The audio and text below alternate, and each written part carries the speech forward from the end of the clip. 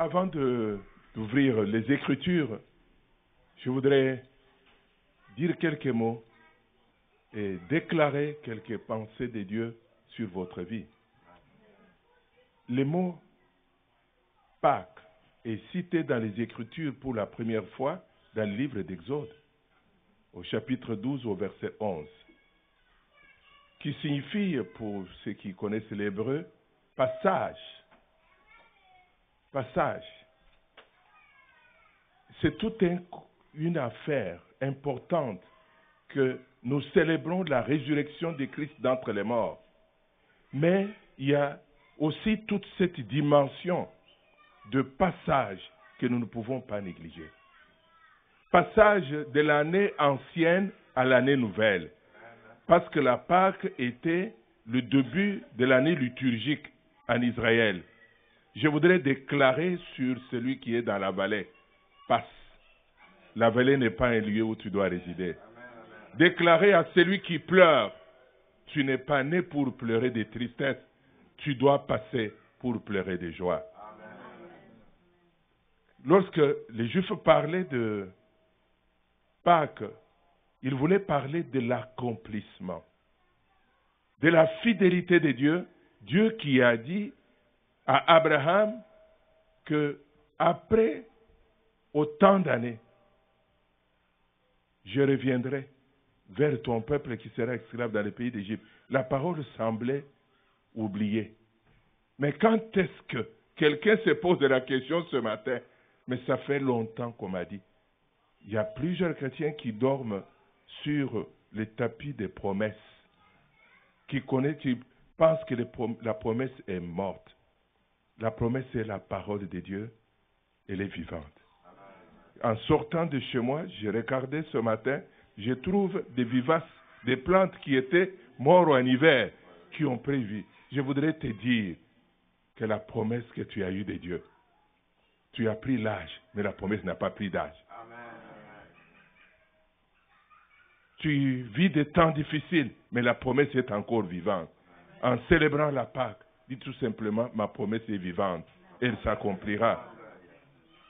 La troisième déclaration, c'est, nous parlons d'Israël qui part de l'esclavage vers la liberté. Israël change de statut. 400 ans de douleur, 400 ans d'humiliation, 400 ans de souffrance, 400 ans d'attente. Mais, en un instant, Dieu dit que cette nuit, votre statut change. Vous n'êtes plus esclave, vous êtes libre. Je voudrais vous déclarer des hommes et des femmes libres dans le Seigneur. Ceci étant, je vous invite à lire un texte le dimanche comme celui-ci. N'est pas difficile à prêcher parce que le texte est facile à trouver. Mon frère qui a introduit l'écriture tout à l'heure disait « J'ai tellement changé de texte. Au 4e texte, je suis arrivé, je pense que c'est le bon. » Mais il y a des événements dans l'année du pasteur, dans l'année de l'Église, dont le thème de prédication est clairement indiqué. Je vous invite à ouvrir votre Bible dans l'Évangile selon Jean, au chapitre 20. Je lis les 18 premiers versets. Le dimanche matin, très tôt, Marie de Magdala part vers la tombe. Il fait encore nuit. Il y avait une grosse pierre à l'entrée et Marie voit qu'on l'avait enlevée. Alors, il part en courant. Il va trouver Simon-Pierre et l'autre disciple, celui que Jésus aimait. Il leur dit, « On a enlevé le Seigneur de la tombe et nous ne savons pas où on l'a mis. » Pierre et l'autre disciple partent. Ils vont vers la tombe. Ils courent tous les deux ensemble. Mais l'autre disciple court plus vite que Jean et il arrive le premier à la tombe. Il se penche et voit les bandes des tissus posés par terre, mais il n'entre pas. Verset 6. Simon-Pierre arrive après, il entre dans la tombe, il regarde les bandes des tissus posés par terre. Il regarde aussi le linge qu'on avait mis sur la tête de Jésus. Ce linge n'étant pas posé avec les bandes des tissus. Il est enroulé à part, à un autre endroit. Alors, l'autre disciple, celui qui est arrivé le premier à la tombe, entre lui aussi. Il voit et il croit. En effet, les disciples n'avaient pas encore compris ce que le livre saint a annoncé. Jésus doit se relever de la mort. Amen. Verset 10. Ensuite, les 2 disciples retournèrent chez eux. Marie est restée dehors près de la tombe et elle pleure. En pleurant, elle se penche vers la tombe. Elle voit 2 anges habillés avec des vêtements blancs. Ils sont assis à l'endroit où on avait mis le corps de Jésus. L'un à la place de la tête, l'autre à la place des pieds. Verset 13. Les anges demandent à Marie, « Pourquoi est-ce que tu pleures ?» Elle leur répond, « On a enlevé mon Seigneur et je ne sais pas où on l'a mis. » En disant cela, elle se retourne, elle voit Jésus qui est là, mais elle ne sait pas que c'est Jésus. Jésus lui demande, « Pourquoi est-ce que tu pleures? Qui cherches-tu » Marie croit que c'est le jardinier. Alors, elle lui dit, « Si c'est toi qui as emporté le corps de Jésus, dis-moi où tu l'as mis. J'irai le prendre. » Jésus lui dit, « Marie !» Elle le reconnaît et lui dit en hébreu, « Rabouni !» Cela veut dire « maître ». Verset 17. Jésus lui dit, « Ne me retiens pas. En effet, je ne suis pas encore monté vers le Père, mais va trouver mes frères et dis-le de ma part, je monte vers mon Père et il est aussi votre Père. Je monte vers mon Dieu, il est aussi votre Dieu. » Quelqu'un dit Amen. Amen. Notre Dieu, nous prions pour que tu répandes ton onction sur chaque mot. Nous avons lu ces textes, mais qu'est-ce que tu veux nous dire ce matin? Touche nos cœurs au nom de Jésus. Amen. Amen. Veuillez vous asseoir. Le texte nous parle de l'apparition de Jésus à Marie de Magdala. Il est question de la résurrection. Quand nous parlons de la résurrection, 2 faits ou 3 viennent dans ma tête. La résurrection est la manifestation de la toute-puissance de Dieu. Quelqu'un dira Amen. La résurrection, c'est la manifestation de la toute-puissance de Dieu. L'apôtre Paul le dit dans Éphésiens chapitre 1, au verset 18 jusqu'au verset 22. Il dit que Dieu a déployé sa puissance. Je voudrais que vous imaginez la scène. Que Christ est mort depuis 3 jours. Il a été emballé. Il a été déposé dans la tombe. Et puis, on a posé une grosse pierre. On a scellé. On est venu mettre le sceau de l'empereur. Le sceau de l'empereur. De l'autorité. Le dimanche matin, Dieu a libéré sa puissance. Oh, que Dieu libère sa puissance sur ma vie. La puissance de Dieu a brisé le sceau de l'empereur. Chose intouchable. Il a mis en déroute l'autorité de l'empereur parce qu'il est l'autorité suprême. La pierre a explosé et le corps de Jésus qui était dans la tombe est sorti du tombeau. Quelqu'un dit merci Seigneur. Lorsque nous parlons de la résurrection, nous parlons de la fidélité de Dieu. Nous le lisons déjà au verset 9 que les Écritures ont dit. Il n'y a aucune autorité, aucun fondateur de religion qui a été si annoncé des milliers d'années avant sa naissance. La résurrection de Jésus vient confirmer que les Écritures saintes sont vraies, c'est la parole de Dieu. Ma 3e observation, c'est le caractère des surprises de Dieu les jours de Pâques. Dieu est un Dieu de surprises. Les textes que nous lisons les démontrent. Marie de Magdala se réveille le matin, une femme qui avait un amour exceptionnel pour le Seigneur, et elle va pour embaumer les corps. Je vais embaumer les corps. Pour lui, Jésus est dans la tombe. Quand elle arrive, elle dit, comment on va rouler la pierre avec d'autres dames dans Matthieu? Quand elles arrivent, elles sont surprises que la pierre qui semblait être un obstacle est enlevée.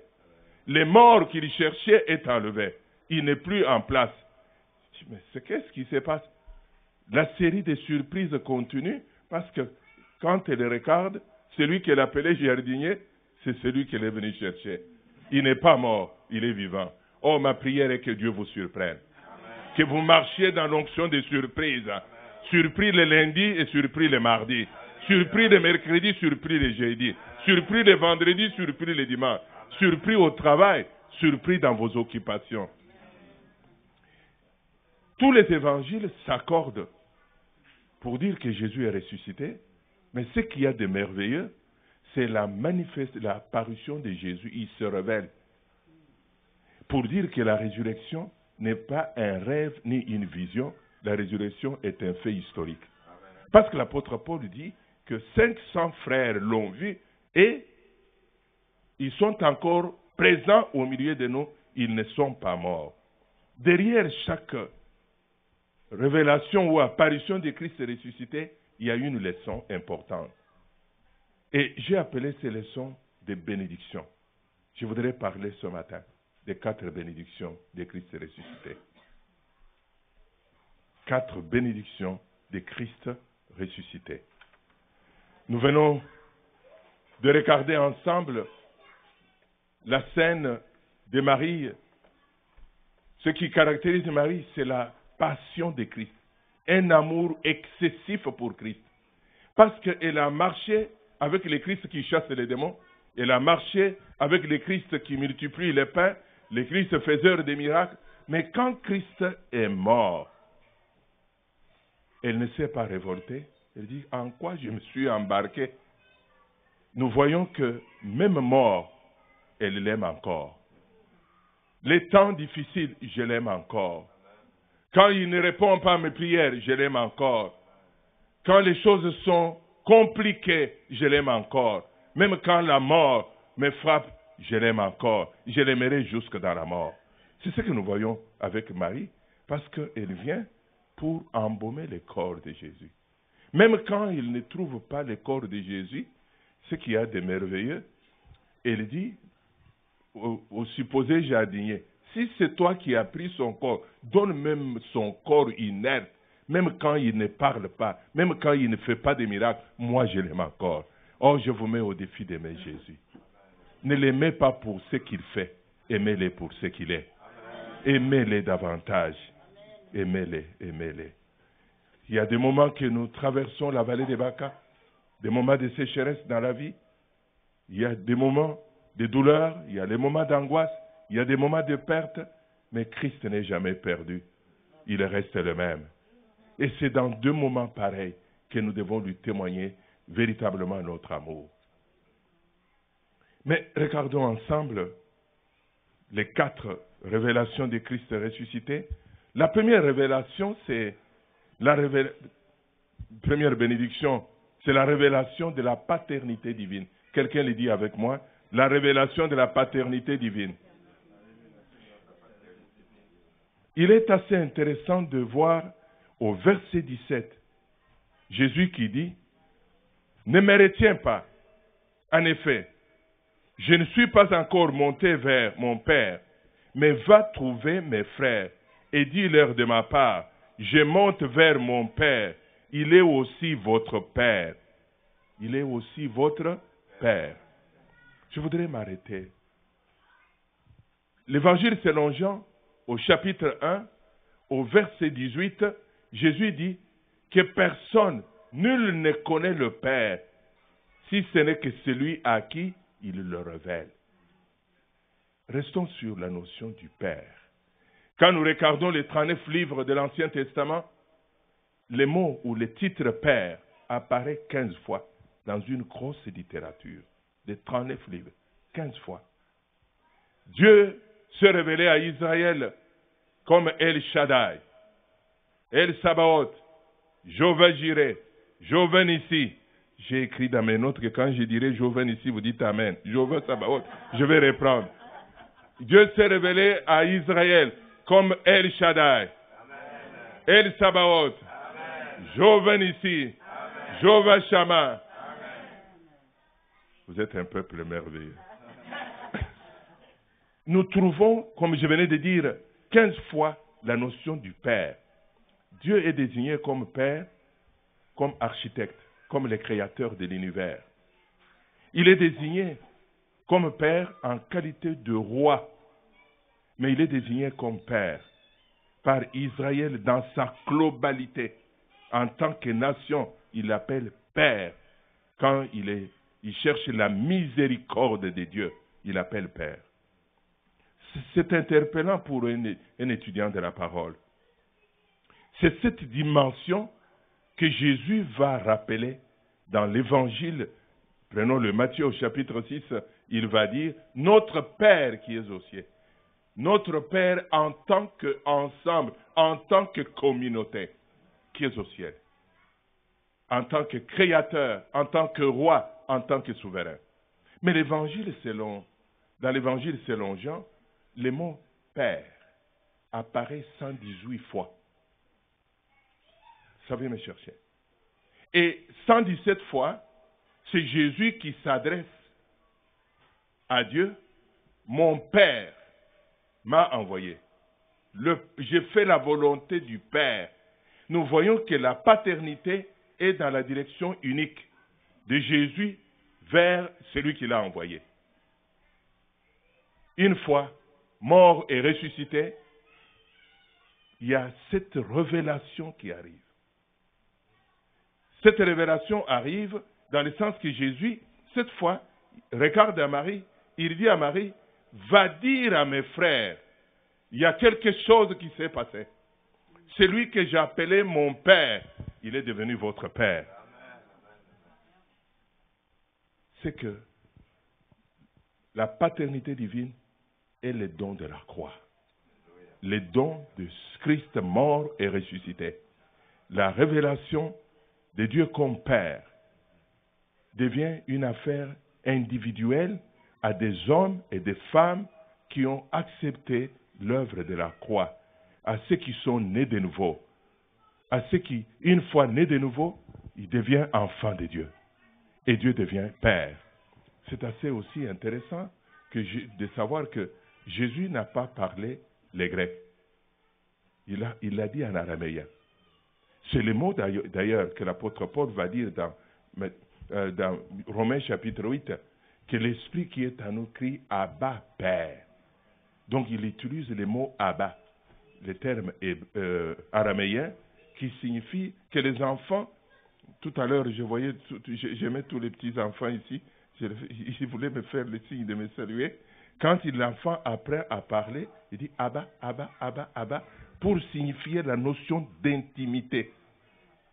Donc c'est que dans la nouvelle alliance, un homme, une femme nés de nouveau, il a une relation privilégiée avec le créateur de l'univers, le roi de l'univers, le Dieu qui n'a ni père ni mère, le Dieu qui n'a ni commencement, le Dieu qui n'a pas de généalogie, le Dieu unique. Je peux l'appeler mon Père, mon cher papa, celui avec qui je suis dans l'intimité, celui avec qui j'ai une relation privilégiée, celui pour qui j'entre dans sa présence sans frapper la porte. Mes enfants viennent à mon bureau, ils sont des adultes aujourd'hui, même quand ils étaient enfants, même adultes, même mes petits-enfants, quand ils viennent, ils frappent et puis ils ouvrent, ils entrent. Je dis, mais je suis au bureau. Je dis, mais qu'est-ce que ça change? Qu'est-ce que ça change? Tu es mon Père. Dieu est notre Père. Il n'y a pas de limite d'aller dans sa présence. Nous pouvons aller le matin, nous pouvons aller le soir, nous pouvons aller la nuit, nous pouvons aller quand nous nous sentons mal, nous pouvons aller quand nous nous sentons bien. Quand il me voit venir, quand il te voit venir, il ouvre grandement les bras pour vous recevoir. La première bénédiction de Christ ressuscité, c'est la révélation de la paternité divine. Dieu est notre Père. La révélation est l'œuvre, la paternité est l'œuvre de la rédemption qui est en Jésus-Christ. La deuxième bénédiction, je l'appelle la guérison divine. Quelqu'un dit la guérison divine. Ce matin-là, le Christ ressuscité rencontre une femme avec un cœur lourd. Je n'ai pas vu un texte si court avec des mots de compassion, de consolation. Marie est en larmes. Elle ne pleure pas parce que tout va bien. Elle pleure parce que le cœur est lourd. Elle pleure parce qu'elle ne comprend pas. Elle est inconsolable. Elle pleure parce que quelque chose est arrivé dans sa vie. Elle est blessée par la mort. Imaginez cette femme, avec d'autres femmes, à distance, regardant Jésus qu'on traînait, qu'on flagellait, qu'on a déshabillé, et puis on le couche sur le bois, on frappe les clous, il crie, sente la douleur du péché, la punition que Dieu lui inflige, et puis on le redresse. Je veux que nous entrions dans la peau de ces dames. Le cœur est déchiré. Elles sont en larmes. Depuis 3 jours, elles pleurent parce qu'elles ne comprennent pas qu'est-ce qui est arrivé au juste. Il y a des blessures physiques. J'ai toujours l'alcool à la maison, des papiers à coller sur des enfants parce qu'ils sont toujours maladroits. Il dit, papy, je me suis blessé. J'ai toujours un ministère maintenant de papy. Alors, je dois souffler et puis coller. Mais les blessures émotionnelles sont indétectables. Les blessures émotionnelles font beaucoup mal. Elles ne se voient pas. Mais les blessures peuvent conditionner le reste de notre vie. Vous pouvez voir quelqu'un avec un tempérament qui n'était pas le sien, qui explose. Parfois qui pleure pour tout et pour rien. Qu'est-ce qui se passe? Je ne sais pas ce qui est arrivé. La blessure. Dans le cas présent, il y a le choc de la mort de Jésus-Christ qui a blessé Marie et les autres disciples. Mais dans la vie de tous les jours, la blessure peut émaner des paroles de diffamation. La trahison, la déception, le rejet, le colportage, la condamnation sans raison, la division. Personne de nous n'est à l'abri des diffamations, des critiques qui viennent des cœurs des gens que tu aimes. J'ai un très cher ami. Il a reçu d'autres amis chez lui. Ils sont au bord de la route. La maison est juste en Europe, tout près. Mais la fenêtre des chambres à coucher donne sur la petite route. Des amis qu'il a reçus chez lui sont sortis sur le trottoir en train de parler, mais en train de les disséquer. Ils sont logés chez lui, mais ils parlent mal de lui. Mais quand ils parlent, lui est dans la chambre. Tout est dans ses oreilles. Et puis, il s'est levé, il a marché, il a ouvert la porte, il dit, bonjour, chers amis. Oh, oh, oh, oh, oh. Non seulement il y a diffamation, mais il y a déception. Des gens que j'aime. Des gens qui, en venant dans le pays, ils peuvent être logés à l'hôtel, ça leur coûte l'argent. Ils sont logés chez moi, ils sont nourris chez moi, ils sont chauffés chez moi. Ils osent parler mal. Des blessures du cœur. Mais ce qui est très intéressant, c'est Jésus est sensible à quiconque est blessé. Je voudrais regarder avec vous la thérapie, comment Jésus procède à une thérapie. Parce que l'Église a aussi ses blessés. À des différents endroits, je trouve des serviteurs blessés par les brebis, ou les brebis blessés par les pasteurs, ou les brebis qui ont oublié qu'ils sont brebis. Mais finalement, ils se sont blessés entre eux. La première, je voudrais évoquer quelques principes, je vais en revenir tout à l'heure. C'est la compassion. L'Église est un lieu de compassion. Chanter des cantiques spirituels, oui. Lever les mains, oui. Mais l'Église est un lieu de compassion. De compassion de ceux qui souffrent. L'Église qui n'a pas de compassion, elle n'a pas de cœur. La compassion relève du cœur. Nous le voyons dans les textes, Jésus vient vers Marie, il la trouve en larmes, il a compassion. Pourquoi tu pleures? La deuxième démarche qui est là, c'est la proximité. Jésus marche vers, il se rapproche de Marie. Il vient vers, proche. Oh, combien il est bon de prendre quelqu'un dans ses bras. Juste le prendre dans les bras. Le laisser vider. Jésus ne reproche pas Marie de Magdala. Mais madame, vous les femmes aussi, vous avec vos larmes, mais pourquoi c'est fini, il est mort. Ah, tu exagères, je suis pressé. Non, Jésus vient vers. Quand on console, on s'identifie. On prend quelqu'un dans les bras. Le cœur est brûlé. Troisième démarche de Jésus, c'est l'écoute. Il vient avec une question pour chercher la cause de la souffrance. Pourquoi tu pleures? Mais cette femme, dans l'état normal, elle ne pleurerait pas comme ça. Est-ce que vous, en venant, vous avez croisé plusieurs dames sur la route en venant? Vous les avez trouvées, chacune avec le mouchoir ou Kleenex. Vous avez trouvé? Si vous avez croisé une femme qui pleure, ou un homme qui pleure, ou un enfant qui pleure, c'est qu'il y a quelque chose qui s'est passé. Jésus va les chercher. Donc, dans sa thérapie, Jésus a l'oreille d'écouter. Il écoute. L'Église est un lieu où nous devons nous écouter les uns les autres. Écouter non pour amuser la galerie, mais écouter pour savoir comment prier pour quelqu'un. Écouter sans rapporter. L'Église n'est pas un lieu de rapporteurs. L'Église où il y a les hommes et les femmes matures est une église où les gens gardent la nudité les autres. Il y a des choses qu'on ne rapporte pas.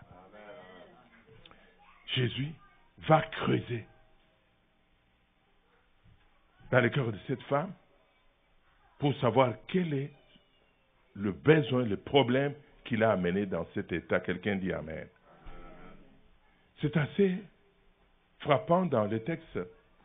Jésus est patient. Parce qu'il a demandé une fois, il est revenu une deuxième fois. C'est quand il a appelé la deuxième fois. J'appelle Marie. L'écho de la voix de Jésus. Le psaume 29, il parle que la voix de l'Éternel fait enfanter les biches. La voix qui apporte la vie. La voix de la parole. Je vais revenir sur cette notion tout à l'heure.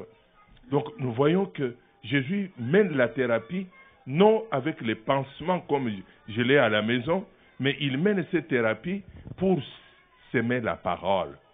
La parole a le pouvoir de guérir, parce que la Bible dit qu'il a envoyé sa parole. Oh, mais il n'y a que le pasteur qui connaît ces versets-là. Il a envoyé sa parole.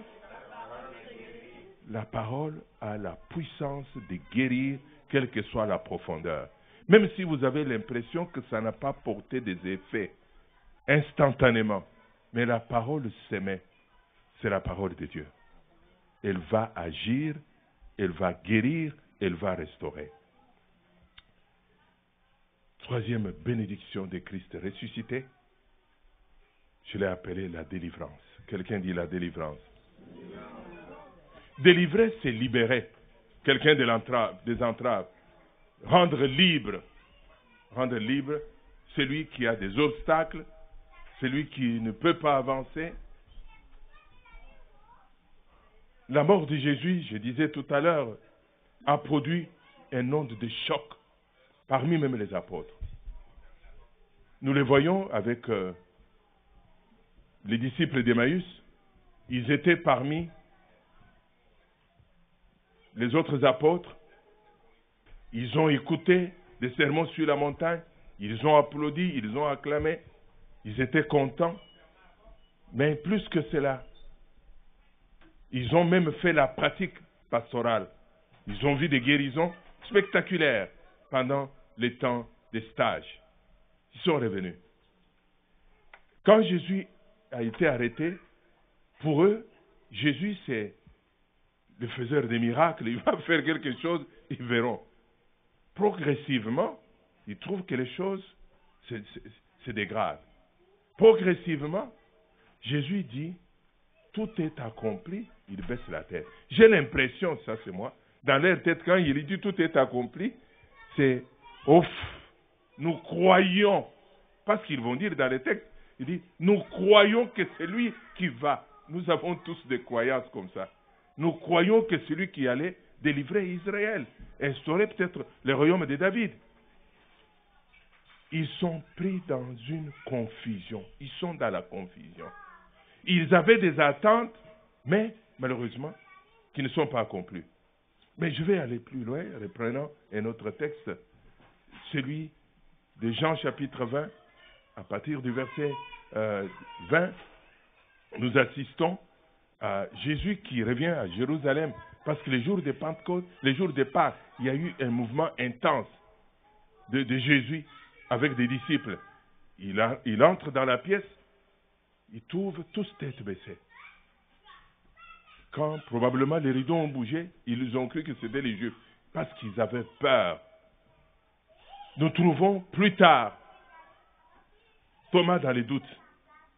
Donc disons d'emblée comme ça, que les disciples vivaient dans les illusions, ils vivent dans la confusion, ils vivent dans la peur, ils vivent dans les doutes, ils vivent dans la déception et dans le désespoir. Voici deux mots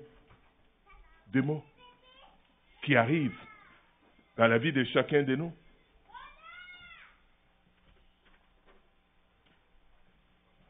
Merci beaucoup. Quelqu'un peut saluer notre sœur et la remercier pour son ministère. Je vais entendre des mains d'acclamation pour son ministère. C'est formidable de voir combien on peut travailler en grandes équipes. Nous avons des ouvriers qu'on ne voit pas, mais nous dépendons d'eux pour faire bien des choses. Donc je disais tout à l'heure qu'il y a deux mots qui nous bloquent dans la vie. C'est pourquoi j'ai parlé de délivrance. Je parlais de la peur, de l'angoisse, j'ai parlé de la déception, j'ai parlé du doute, de la confusion totale. Mais c'est ce qui m'interpelle les jours de Pâques. Jésus ne reproche personne. Nous avons tendance à juger vite. Nous avons tendance à prononcer des paroles de condamnation sur quelqu'un que nous n'avons même pas écouté. Sur base de ce que nous avons vu, sur base de quelqu'un qui nous a rapporté, vrai ou faux, il est comme ça, il ne changera pas. Mais nous voyons toute la dimension du cœur de Christ qui aime, du cœur de Christ qui supporte, du cœur de Christ qui patiente. Il vient avec les disciples d'Emmaüs, il les écoute terminer leur phrase. Vous savez, des fois vous parlez à quelqu'un, pendant que vous parlez, vous voyez qu'il remue les lèvres. Il a déjà une réponse toute faite. Il n'entend plus, il cherche simplement. Parfois, il vous interrompt 10 000 fois. Mais Jésus vient faire route avec ceux qui ont la tête baissée. J'ai dit à quelqu'un, Jésus voyage avec toi. Il voyage avec des gens qui sont dans la confusion. Les gens qui ne comprennent rien de ce plan rédempteur de Dieu. C'est quand ils ont terminé, ils ont vidé leur cœur, que Jésus prend la parole. Je voudrais compléter les éléments de thérapie. Nous avons parlé précédemment qu'il y a la compassion. L'Église est un lieu de compassion, un lieu d'écoute. L'Église est un lieu de maturité spirituelle de ce qui arrive. On ne porte pas le mal. Des choses qui se sont passées, vous les avez vues, mais à quoi bon de les dire à quelqu'un qui était absent, parce que ça ne l'édifie pas. Ça ne l'édifie pas. Ça se propage dans l'Église, ça détruit l'atmosphère spirituelle dans l'Église. Faire preuve de maturité. Arrêtez même quelqu'un quand il commence à parler certaines choses. Frère, ça ne m'édifie pas. Mon épouse est là, les enfants sont là, mon mari est là, les enfants sont là. Parfois, les gens ne viennent pas dans nos églises tellement que quand nous avons causé autour de la table, nous avons oublié que les inconvertis sont là. Il dit, c'est comme ça quelque chose qui se passe dans vos églises. Je n'y mettrai pas les pieds. Je peux entendre un amen. Amen. Nous avons dit la proximité de Jésus. Jésus prend le temps avec ces gens. Il marche avec, il les supporte. Donc je voudrais ajouter l'élément supporter quelqu'un quand il n'est pas apte à comprendre. Il ne comprend pas aujourd'hui, mais il comprendra demain. Prendre le temps de prier avec lui. Nous avons parlé de l'écoute et nous avons parlé de discerner le besoin spirituel. Jésus découvre les besoins de ces gens, ils n'ont pas compris les Écritures. Et il clôture le processus de guérison, de guérison et délivrance en ouvrant encore la parole. La Bible dit, en commençant par la loi, les prophètes, les psaumes, il leur expliquait ce qui était dit de lui. Et plus qu'il parlait, Amen. Amen. Vous le dites avec moi, Amen. Amen. Amen. Nous avons compris, les écueils tombent. Et puis il se réveille. Jésus ne leur a pas dit quoi faire. Ils ne sont jamais arrivés au village. Ce sont des démissionnaires. Ils rentraient dans leur village pour reprendre leur travail de fermiers. Ils rentraient pour faire le travail des charpentiers. Il dit, on a perdu le temps, on a perdu l'argent. Mais qu'est-ce que nous allons dire à notre épouse? Qu'est-ce que nous allons dire à nos enfants, à nos gens du village? Quelqu'un dit Il arrive des fois qu'on a l'impression qu'on a tout perdu. Au lieu de dormir à 21h, on va dormir à 18h. Mais 18h en question, on n'a pas sommeil. On tourne dans les lits, on voit les films d'autres choses.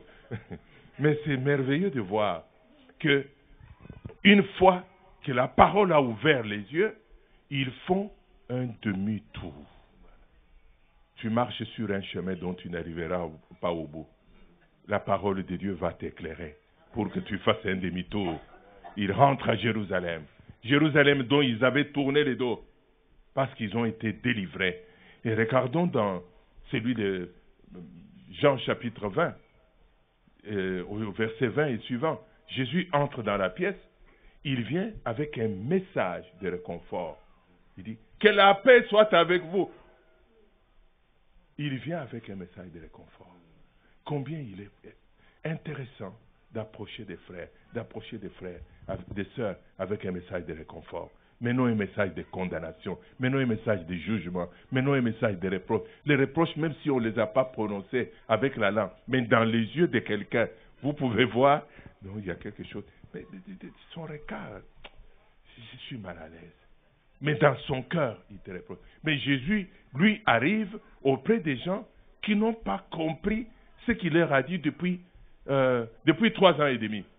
Ils sont enfermés, ils tremblent. Mais quand il entre dans la pièce, il apporte un message de vie. Que la paix soit avec vous. Voulez-vous dire à quelqu'un à côté, que la paix soit avec toi? Que la paix soit avec toi. Que la paix soit avec toi. Il apaise leur cœur. Quand il ouvre les yeux, c'est Jésus au milieu d'eux. Maître. Jésus ne leur dit rien sur leur comportement.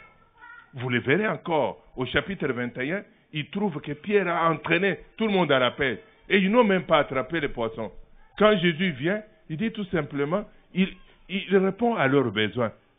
Jeunes gens, avez-vous quelque chose à manger? Pourtant, ce n'est pas à la maison. Non, nous n'avons rien attrapé. Il dit, ok, rentrez dans l'eau, jetez les filets du côté droit de la barque. Il ne le reproche pas. Une fois qu'ils ont fini, il dit, mais faites cuire les poissons, on mange. Il ne demande même pas quelqu'un. Comment? C'est quand Jean voit la méthode, la manière de faire. Il dit, ça ressemble à Jésus. Oh, je voudrais vous inviter à voir la main de Jésus-Christ sans parole. Vous voyez les événements de votre vie, vous dites, c'est la main de Jésus. Je vois, ça c'est Jésus en opération. N'attendez pas simplement des prophéties comme nous sommes dans la saison prophétique. On peut aller chercher sur le net chaque prophète. Mais le meilleur prophète, c'est vous. Parce qu'il a dit, au dernier temps, il reprendra l'esprit sur toute chair. Vos fils et vos filles prophétisent. Il y a 2 moments dans la vie où Jésus parle par des actes et des gestes. Il n'y a pas une autre parole. Vous voyez de la manière, les événements de votre vie, vous dites, là, Jésus est en activité. Je vois la main du Seigneur. Quelqu'un dit, je vois la main du Seigneur.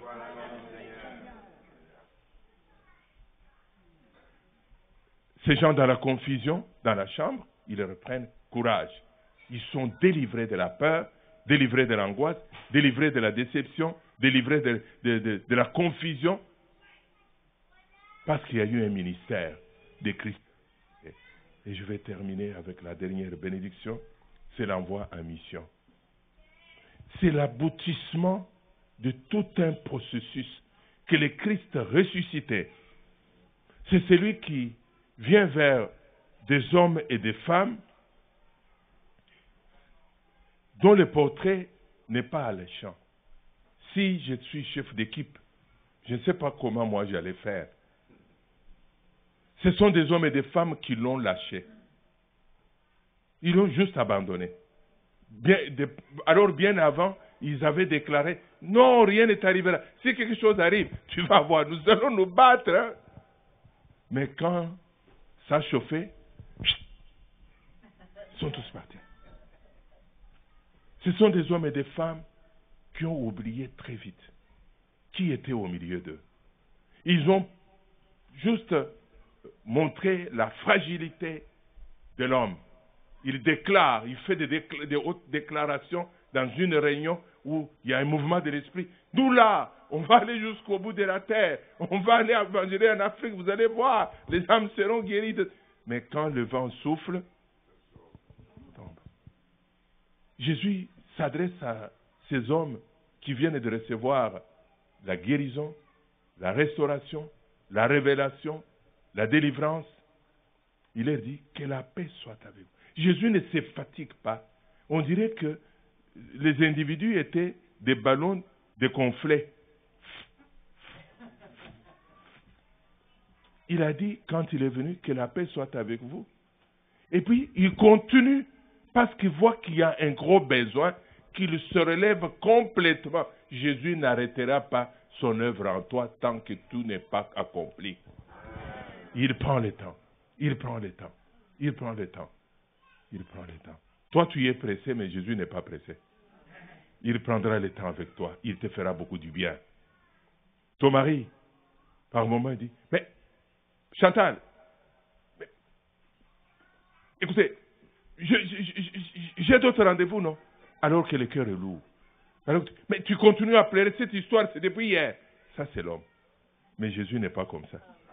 Jésus, lui, n'est pas comme ça. Pas toi. Jésus n'est pas comme ça. Jésus prend le temps. Quelqu'un dit, Jésus prend le temps. Il prendra le temps avec toi pour que tu comprennes, pour que tu te relèves, pour que tu sois guéri totalement. Jésus ne laissera pas l'œuvre qu'il a commencée en toi en route.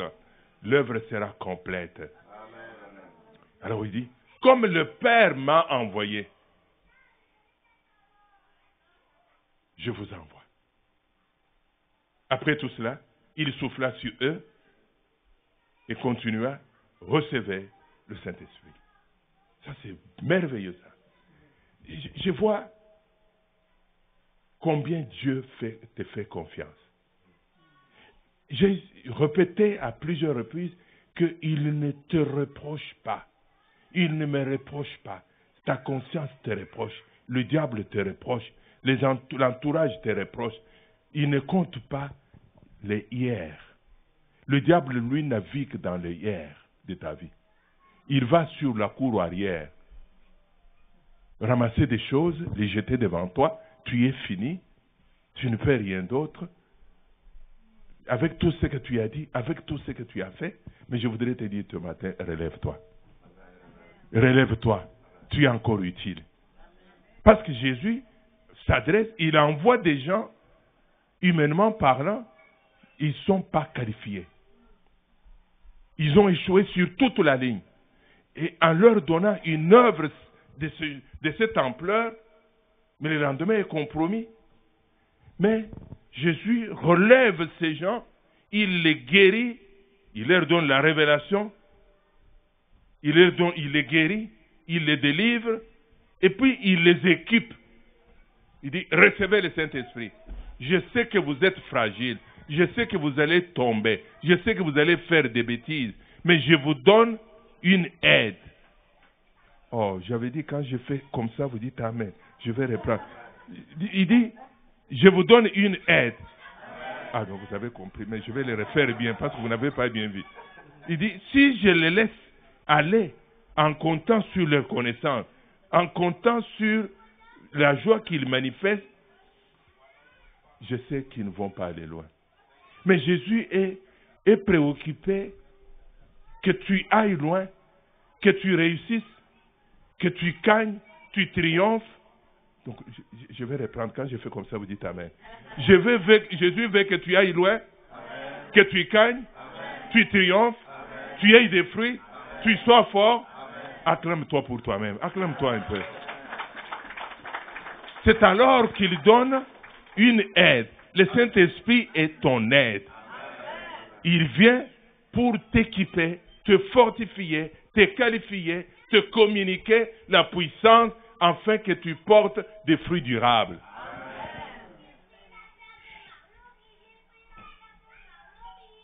Joyeuse Pâques. Quand je dis comme ça, c'est que je suis en train de clôturer. Joyeuse Pâques. Celui que nous célébrons est vivant. Il est vivant pour toi. Parce que le Christ est vivant, il est venu vers les siens. Et Christ vient vers toi ce matin. Il vient vers toi de manière personnelle. Parce qu'il sait ce que tu vis. Il vient avec une révélation. Pour te dire, sois rassuré que le Dieu de l'univers est ton Père. Juste rassuré. Juste rassuré. Viens parce que tu as mal. Tu as mal. Il va te guérir. Viens parce que il va te délivrer. Parce que Jésus veut t'aligner sur la ligne de ses vaillants serviteurs, vaillantes servantes pour continuer encore. Que l'ennemi ne te trompe pas. Qu'il ne t'abaisse pas. Qu'il ne te diminue pas. Qu'il ne te montre pas ce que tu ne peux pas faire. Dis, j'ai reçu une aide. J'ai reçu une aide. Je venais de parler au peuple de Dieu ce matin, de développer la compassion de ceux qui souffrent, de ceux qui sont isolés, de ceux qui sont abandonnés, de ceux qui sont délaissés, de ceux qui sont couverts de honte, de ceux qui ont disparu, sans les juger, sans les condamner. Que le sentiment de Christ ressuscité vous couvre. Que nous développions la dimension d'écoute. Que nous ayons une église à dimension non pyramidale, mais une dimension sacerdotale. Où nous nous regardons tous. J'ai l'impression, en voyant Maman Donna, elle n'est pas dans sa peau. Elle n'est pas bien aujourd'hui. Est-ce que je peux l'approcher? Ma soeur, viens un peu ici. Je ne te trouve pas. Tu n'es pas comme d'habitude. Qu'est-ce que tu vis? Oh, dit, j'ai traversé une semaine difficile. Je l'entoure des bas. J'ai pris avec elle. En faisant la maturité, je ne prends pas les téléphones cellulaires dans la voiture, avertir quelqu'un. Vous savez, elle est brûlée, vous savez. Elle est brûlée, elle est brûlée. Faire juste preuve de maturité. Les hommes, les femmes s'attacheront à l'église parce que l'église sera une deuxième famille. Que le Seigneur vous bénisse.